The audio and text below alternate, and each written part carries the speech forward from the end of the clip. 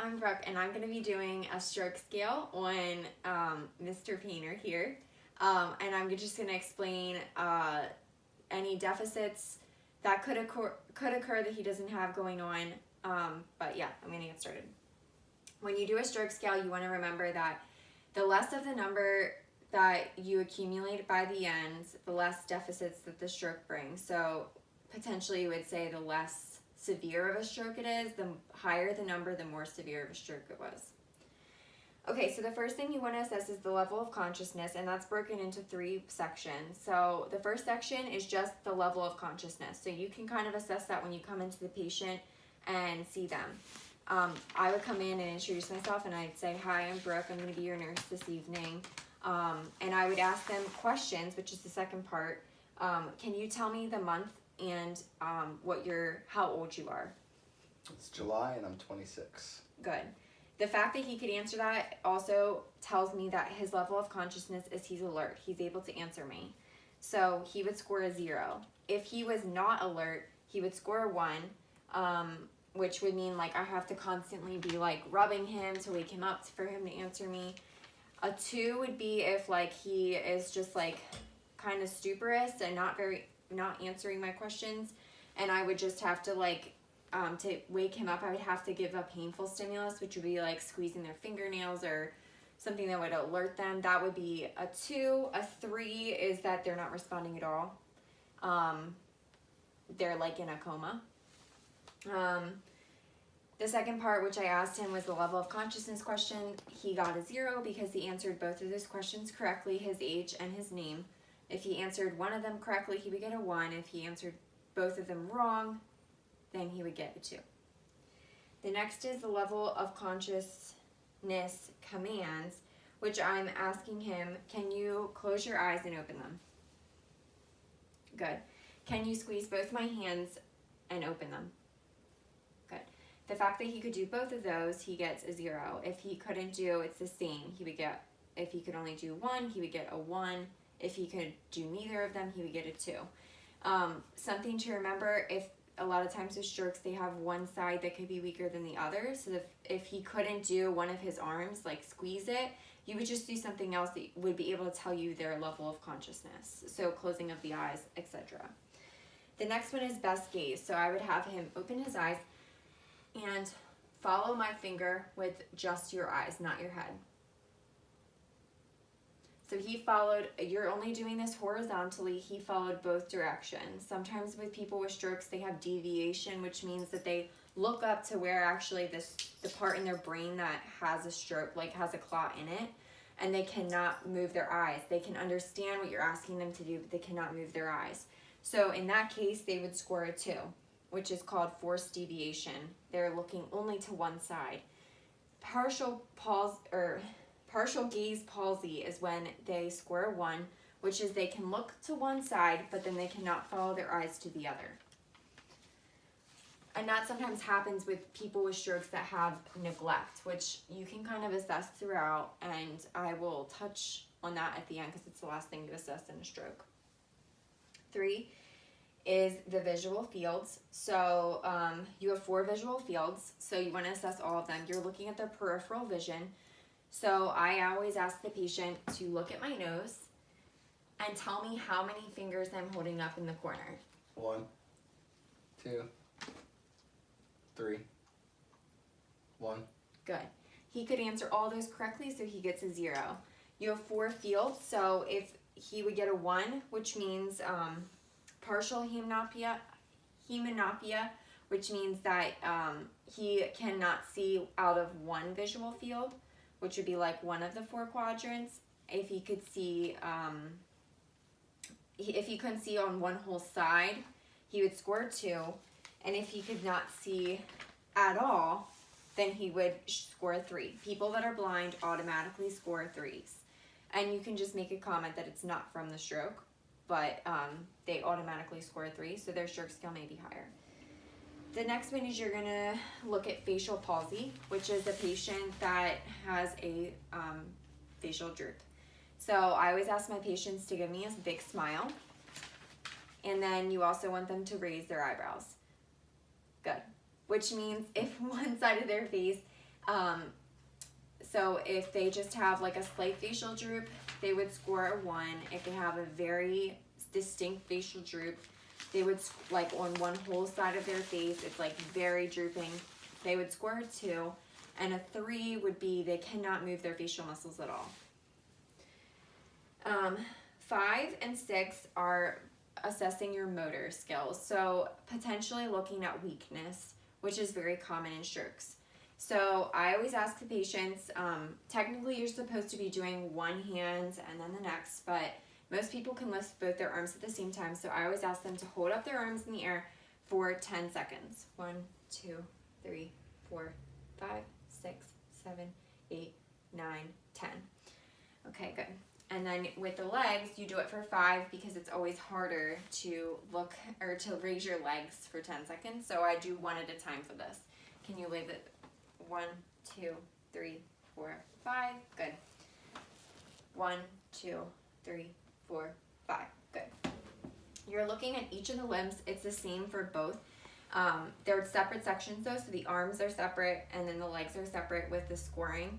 So, but it's the same. If one limb, if they're having drifting, which would mean if I asked him to lift his arms up and he could keep it up off the bed or wherever they're, or the chair or whatever, but it's like drifting down, they would score a 1 because that means that they're weak in that one side. If they can resist gravity, but then eventually it falls to the bed, it's a 2. And if they cannot resist gravity, like they lift it up and it falls right away, it's a 3. And if they can't even move it up off the bed, it's a 4.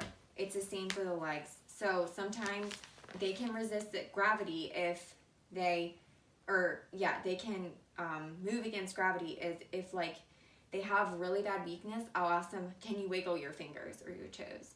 That means that they have some ability to move in that limb.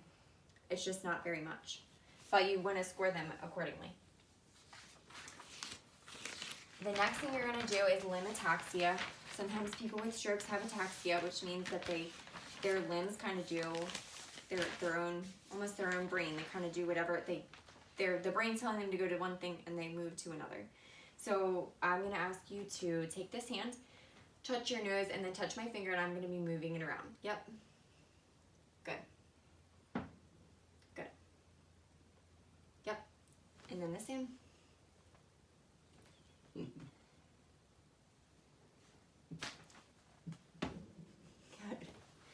Okay, the fact that he could do that, it was a 0. It's the same if one limb, they have ataxia, they score a 1, 2, they have 2, and 3, they have 3. Rub this up and down your shin. So this is how you do the legs. You rub your heel up and down the shin. You're gonna be careful with this. Good. With people with weakness, because sometimes it's hard to differentiate ataxia from weakness, but sometimes you can tell when they walk. Weakness is they're gonna be dragging it. Ataxia is like they're trying to go one way and they can't. With the arms, sometimes I'll do, can you touch your fingers together like this? Because they can't lift their hand, but they can do this, so you know they're not ataxic. And so the scoring on that is present in one limb, it's 1. Present in 2 limbs, it's 2. The score of 2. And then if they have obviously an amputation, you cannot assess it, so it's unapplicable. Sensory, I'm going to have you close your eyes, and I'm going to touch up and down your body, and you're going to tell me or point to the side that I'm touching.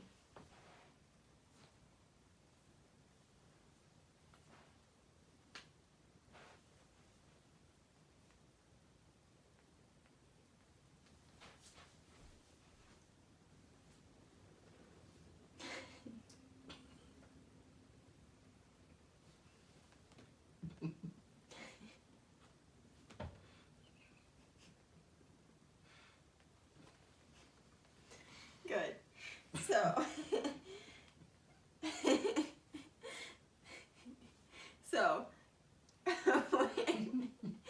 Sorry, with sensory, you want to be looking to make sure that, I always ask at the end, did one side feel different than the other? No. Okay.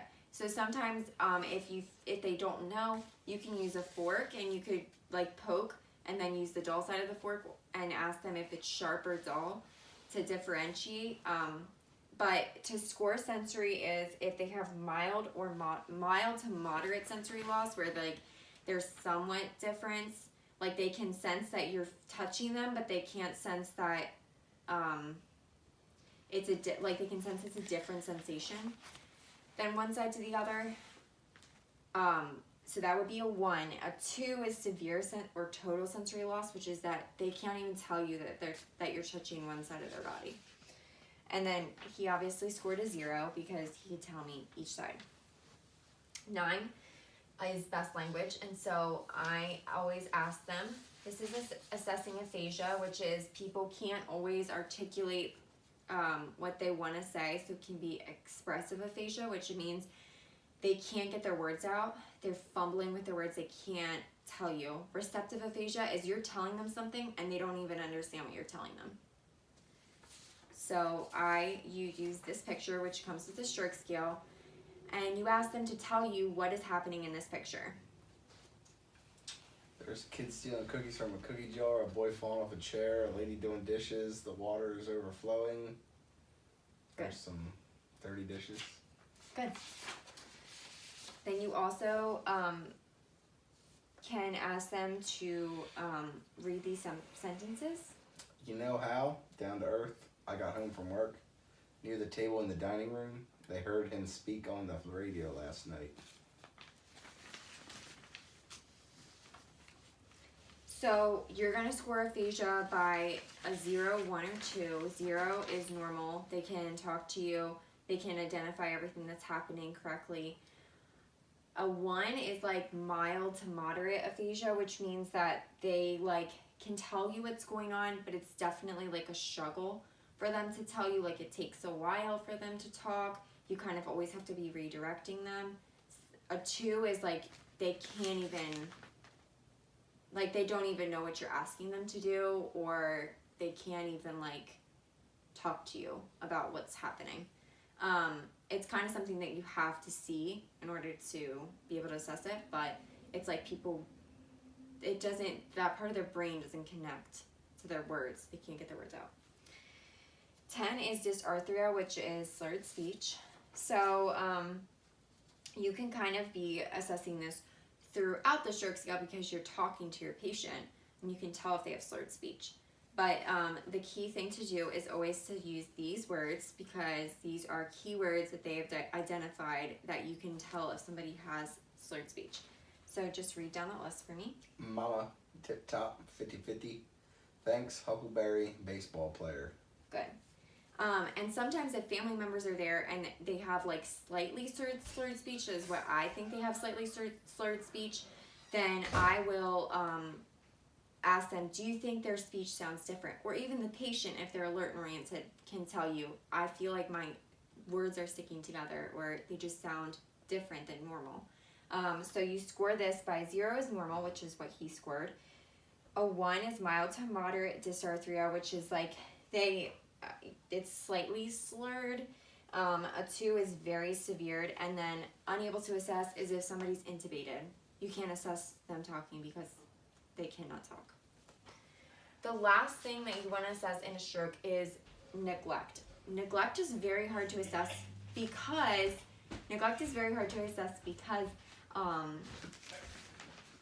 you are doing it differently. You're assessing it throughout. So you can assess it by, say you stand on one side of the patient and they don't respond to you. They don't look at you. They don't make eye contact with you. Another way to do it is make eye contact with your patient and just be talking with them as you're walking around the room and see if they follow you. They will neglect one side of their body, depending on the stroke.